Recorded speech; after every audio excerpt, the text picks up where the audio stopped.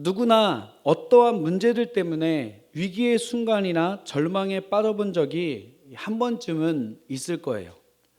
어쩌면 방금 말씀드린 대로 지금이 위기의 순간이나 절망의 순간인 사람도 있을 거고, 또 어떤 사람은 그 위기의 순간들이 이미 지나간 그런 사람도 있을 거예요.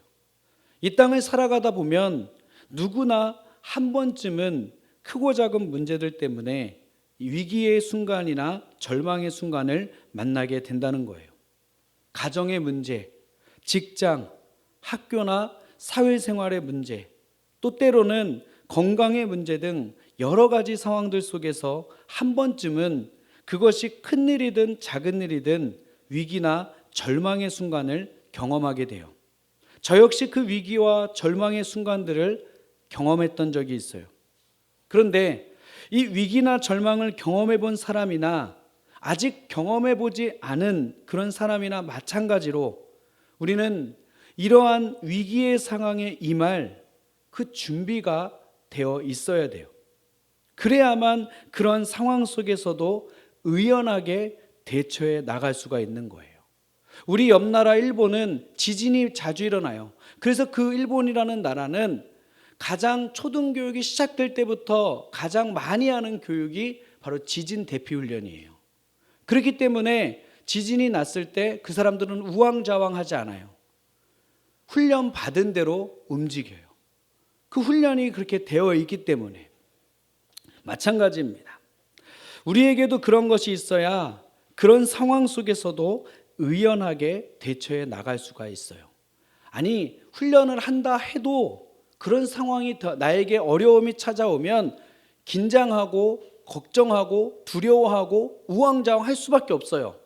그런데 훈련을 하게 되면 그나마 의연하게 대처할 수 있다는 거예요. 준비가 되어 있지 않으면 말씀대로 그런 상황이 닥쳐졌을 때 어찌할 바를 몰라 방황하게 되고, 또 때로는 더 깊은 수렁에 빠지게 되고 말아요. 그런데 사람들은 이러한 삶의 위기의 상황이 닥쳐졌을 때 여러분 어때요?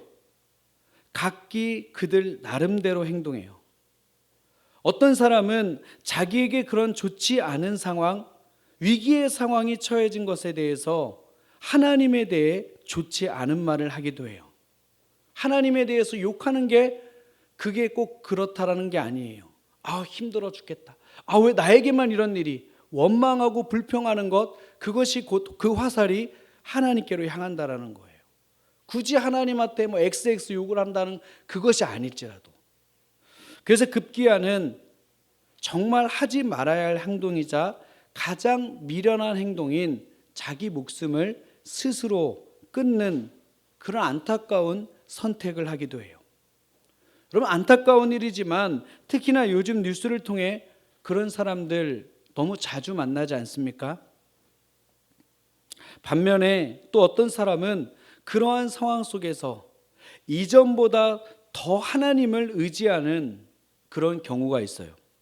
간절히 하나님의 도우심을 구하고 더 철저히 하나님을 의지하고 어떻게든 하나님이 주시는 힘으로 그 위기를 이겨내려고 해요. 여러분, 그런 의미에서 성경에 나오는 인물 중에 하나님이 정말로 극진히 사랑한 사람 한 사람을 뽑으라면 여러분 누구를 뽑을 수 있겠어요? 아니, 여러분들이 가장 좋아하는 성경의 인물 누가 있을까요? 각자가 다르겠죠. 누구 나왔어요 지금? 다윗. 예. 다윗을 좋아하는 분도 있고, 어떤 사람은 난 다윗 싫어. 그의 과거를 떠올리면 싫어. 이런 사람도 있을 거예요. 근데 목사님은 개인적으로 다윗을 참 좋아해요. 목사님이 다윗을 좋아하는 이유는 이것 때문이에요. 수많은 믿음의 사람들이 있죠. 믿음의 조상 아브라함, 이스라엘 백성들을 이끌어간 지도자 모세, 또 믿음의 사람 여호수아, 다니엘 많이 있겠지만, 제가 다윗을 좋아하는 이유는 다윗이 모든 게 완벽해서가 아니에요. 잘 나갈 때도 있었고 정말 하지 말아야 될 많은 피를 흘리기도 하고 남의 여자를 취하고 그 남편을 죽이기까지 했던, 살인까지 행했던, 간음까지 행했던 그런 사람이에요. 그런데 제가 다윗을 좋아하는 이유 중에 하나는 누구나 크고 작음의 차이지 실수를 할 수 있게 돼요. 그런데 그 실수를 말을 했을 때 인정하는 사람은 많지 않아요. 실수하는 건 쉽지만 그것을 인정하는 건 어려운 거예요. 누군가 여러분에게 너 죄인이야 그러면 기분 좋은 사람 있어요? 없어요. 근데 우리 모두는 다 죄인이에요. 태어나면서부터 죄인이에요. 태어나면서부터 죄인이야. 근데 죄인 소리는 듣기 싫어. 내가 잘못했어도 너 잘못했어 듣기 싫어요. 그게 사람의 마음이에요. 그런데 다윗은 잘못했어요. 정말 죽을 죄를 지었어요. 그러나 하나님께서 너 잘못했어 라고 말했을 때 그 말에 바로 회개했다라는 거예요. 철저하게 회개했다라는 거예요. 하나님께서 벌을 내리신다고 했을 때 그걸 받았어요. 그래서 성경은 하나님께서 다윗을 어떻게 평가하셨냐면 믿음의 조상도 아니고 민족의 대지도자도 아니고 사도행전에 보면 너는 내 마음에 꼭 드는 사람이다 라고 칭찬해 주셨어요. 사람 중에 유일하게 다윗에게만 그 말을 했어요. 너는 내 마음에 꼭 드는 사람이다. 그렇게 많은 잘못을 했는데 어떻게 너는 내 마음에 꼭 드는 사람이다 라고 말했을까요? 하나님께서 잘못을 지적했을 때 철저하게 회개했기 때문에. 중요한 포인트는 이거예요. 누구나 실수할 수 있어요. 실수하는 건 너무나 쉬워요. 그러나 자신의 잘못을 알고 깨닫고 돌이키는 건 쉽지 않다라는 거예요. 돌이키는 건 그만큼 어렵다라는 거예요. 그런데 다윗은 그 모습을 하나님 앞에 보였다라는 거죠. 좀 지나갔는데 그래서 다윗을 저는 좋아하는데, 그런데 성경에 보게 되면 고난받은 사람 중에 가장 많은 고난받은 사람을 한 사람 뽑으라면 그 사람 역시도 다윗이에요.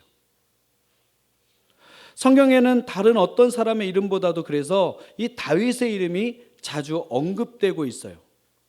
다윗이 여러 성경에 나오는 인물들보다 하나님의 사랑을 참 많이 받은 사람이에요. 그런데 그렇다고 그의 삶이 항상 좋은 일만 있었던 것은 아니라는 거예요. 어찌 보면 다윗은 위기의 순간들을 가장 많이 경험한 인물이다, 그렇게 말해도 과언이 아닐 정도로 그의 삶에는 수많은 어려움과 위기의 순간들이 많이 있었어요.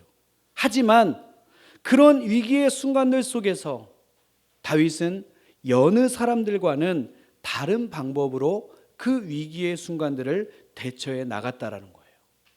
그리고 그 모습이 하나님으로 하여금 다윗을 사랑할 수밖에 없게 만들었는지도 몰라요. 오늘 말씀을 통해서 그래서 다윗이 그 위기의 순간들을 어떻게 대처했는지 한번 같이 나눠보겠습니다. 하루는 다윗이 그의 군사들과 함께 전쟁에 나갔다가 돌아오는 길이었어요. 다윗과 군사들이 전쟁을 마치고 성에 도착했는데 큰일이 벌어진 거예요. 큰일이 뭔가? 그들의 성이 다 불타고 아무것도 남아있지 않은 거예요. 하루아침에. 상황은 이러했어요. 다윗과 군사들이 성을 비운 사이에 이 적군들이 침범해 와서 그들의 부인과 어린 아이들을 모두 사로잡아 끌고 갔어요. 그리고 그들의 집을 다 불태워 버렸어요. 여러분 한번 상상해 보세요. 지금 우리 여기에 군인도 있어요. 또 직장 생활하는 학교 다니는 친구들도 있어요. 청년들이죠.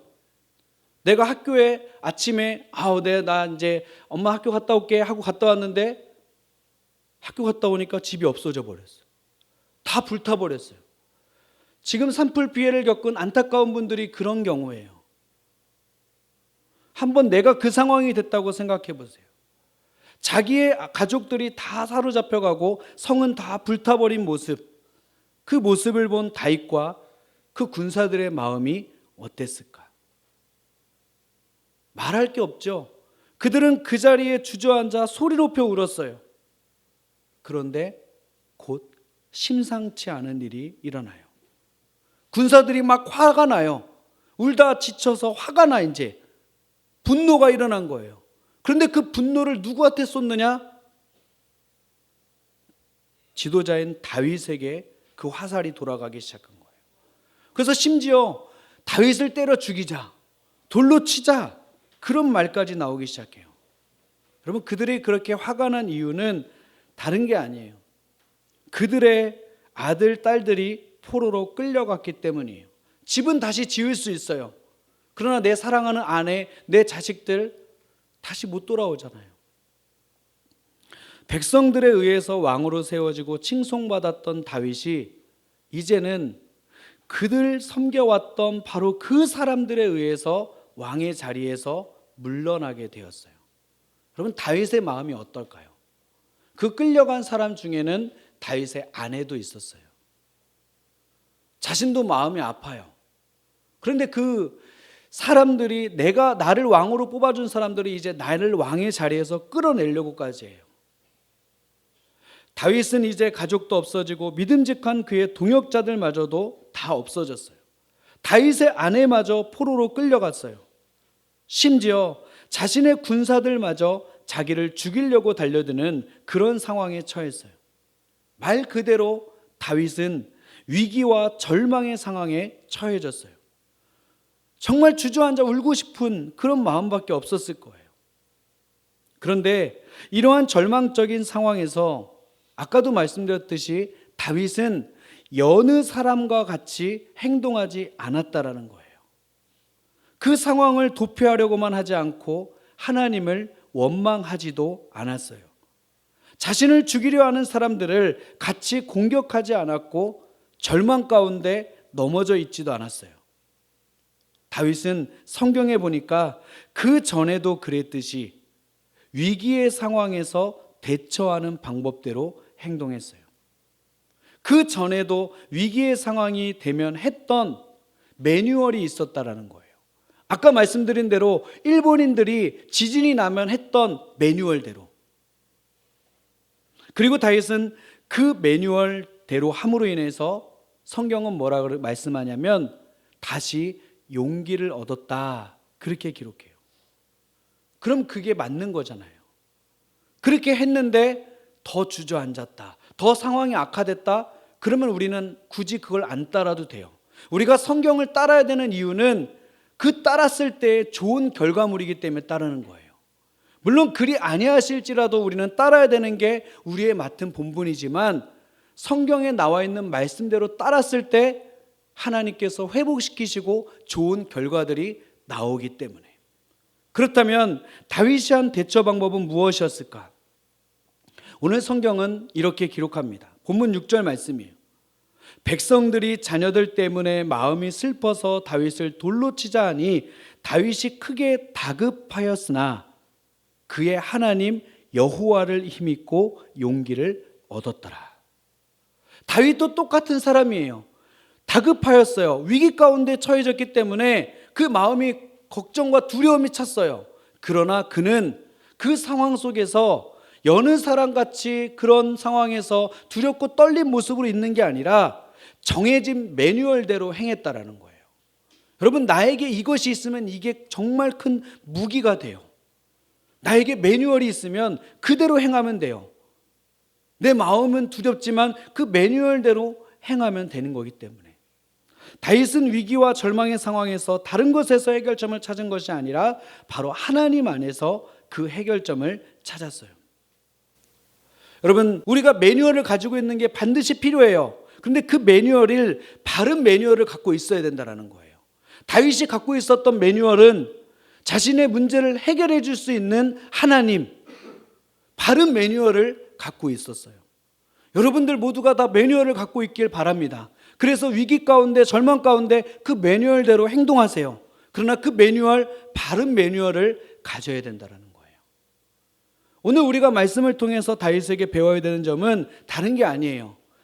다른 게 아니라 다윗은 매뉴얼이 있었는데 바른 매뉴얼을 갖고 있었고 그 위기나 절망의 상황에서 그 매뉴얼대로 행동했다라는 것. 하나님 안에서 하나님이 주시는 힘으로 이겨 나갔다라는 거예요. 사람을 위대하게 보자는 게 아니에요. 그 방법을, 바른 방법을 선택한 걸 우리도 따라가자라는 거예요. 거인 골리앗과의 싸움에서도 다윗은 자신의 힘으로 나아가지 않았어요. 하나님 안에서 하나님이 주시는 힘과 용기로 나아갔어요. 성경에 이렇게 기록하고 있어요. 너는 칼과 창과 단창으로 내게 나아오거니와 나는 내가 모욕하는 만군의 주 여호와의 이름으로 나아가노라. 하나님이 주시는 힘으로 나아갔다라는 거예요. 사울 왕이 자기를 죽이려고 쫓아다닐 때도 다윗은 절망하지 않고 하나님 안에서 하나님이 주시는 힘과 용기를 가지고 하나님을 나의 피할 바위로 삼고 이겨냈어요. 즉 다윗은 항상 위기의 상황이 닥쳐올 때마다 꺼내 들었던 매뉴얼이 있었다라는 거예요. 그리고 그 매뉴얼대로 행했다라는 거죠. 그렇게 했을 때 위기의 상황을 잘 극복했다라는 거예요. 그렇게 위기의 상황에 대처할 준비를 해왔던 다윗은 이번에도 어김없이 그 문제 해결점을 다른 것이 아닌 하나님 안에서 찾았어요. 그런데 여러분, 이게 중요해요. 성경은 뭐라고 기록하고 있냐면 그 매뉴얼대로 행했을 때 잃었던 가족들을 다시금 찾아왔어요. 찾아왔는데 성경에 다윗이 수많은 전투를 행했는데 그 전투 중에 가장 큰 승리였대요. 어떻게 행했을 때? 하나님 안에서 해결점을 찾는 매뉴얼대로 행했을 때 승리를 거뒀는데 가장 큰 승리를 거뒀다. 다윗의 생애 중 가장 큰 승리였다라는 거예요. 자신의 힘이나 자신의 방법이 아닌 하나님 안에서 하나님이 함께 하시고 힘주시는 것으로 해결점을 찾아 나아갔을 때 믿음의 승리를 거두게 되었다라는 거예요. 사랑하는 청년들, 우리가 매일의 삶을 살다 보면 누구에게나 찾아오는 크고 작은 위기의 순간들, 그리고 우리를 넘어지게 하는 절망의 순간들이 있을 거예요. 그것은 각자가 다 달라요. 그러나 그러한 순간들이 닥쳐졌을 때 자신의 힘이나 다른 방법으로 그 문제를 해결하지 마십시오. 부탁을 드리는 거예요. 이 방법을 선택하세요. 성경에 나와 있는 말씀, 다윗처럼 하나님 안에서 그 문제를 해결하시기를 바랍니다. 여러분 기억하세요. 하나님은 자기에게 피하는 모든 자에게 피난처가 되시는 분이에요. 피난처가 되시는 분. 그리고 그 문제의 해결점을 하나님 안에서 찾는 사람만이 하나님이 주시는 힘과 용기를 경험하게 돼요. 그래서 제가 서두에 말했던 것처럼 이번 한 주간이 내가 누군가를 위해서 해주는 것 플러스 하나님 안에서 주시는 매뉴얼대로 행함으로 기적을 경험하는 우리 청년들이 되었으면 좋겠습니다. 제가 좋아하는 말이에요. 나는 약하지만 하나님은 강하시기에. 나 혼자가 아니라 하나님이 나와 늘 함께 하시기에. 내 삶의 이유가 되시는 하나님이 나와 함께 하시기에 나는 반드시 승리한다. 여러분들의 마음 가운데 이 말씀이 새겨지기를 주님의 이름으로 축복합니다.